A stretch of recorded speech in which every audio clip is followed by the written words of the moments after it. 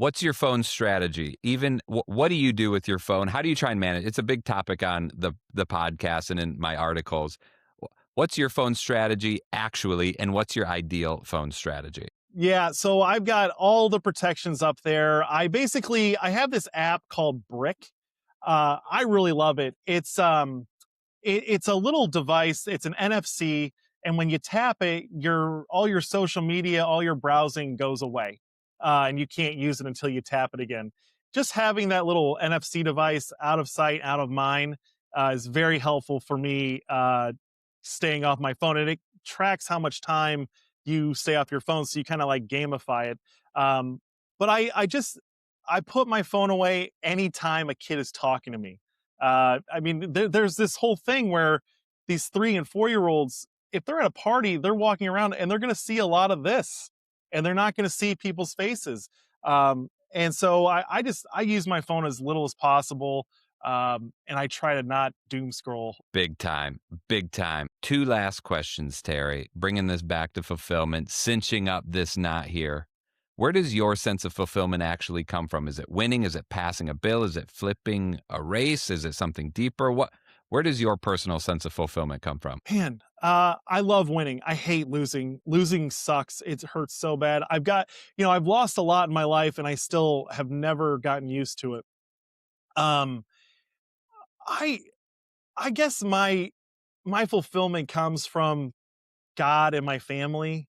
If my mom, if my wife, if my kids, if they're happy with me, I think I'm doing all right. If they feel like if I'm doing everything I can, and obviously if I'm staying in a state of grace and I'm close to God, I just want to get to heaven, man. And I want my family to come with me. I want my friends to come with. I mean, that's really what, even like we work against the transgender industry. Well, I want those people to come to heaven too. And I just think that this trans industry is like locking them into a path that's going to make it harder. Yeah, I just want to get to heaven. That's where my fulfillment's going to be. I'm not going to, our hearts are restless until they rest in thee. And late have I come to love thee, Lord. So it's just, I got to get to heaven. I got to get my wife to heaven. I got to get my kids to heaven. And then I can get my friends to heaven. All right, here we go. We're looking ahead. We're projecting, Terry, 10 years from now. What does a fulfilling American life look like? And what has to change for that to be possible? I think a fulfilling American family and a fulfilling home life is more marriages, more young people getting married at earlier ages, reorienting life towards your family, towards your God, and away from your corporations. I think it's less time on your phones.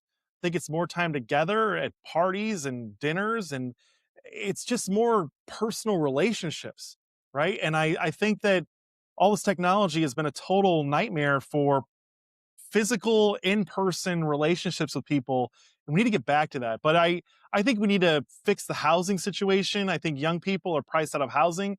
I don't think you should need a college degree to get a job that pays the bills. I'd like to eliminate those requirements. I think that homes are for families. They're not for corporations, right? You should be able to buy a home after getting married. You should be able to buy a home on one income, right? And we have a situation where you need two incomes to survive, just to survive, not even to flourish and prosper. We've got to get back to where family is first, America is next, and God is ultimately ahead of all of that.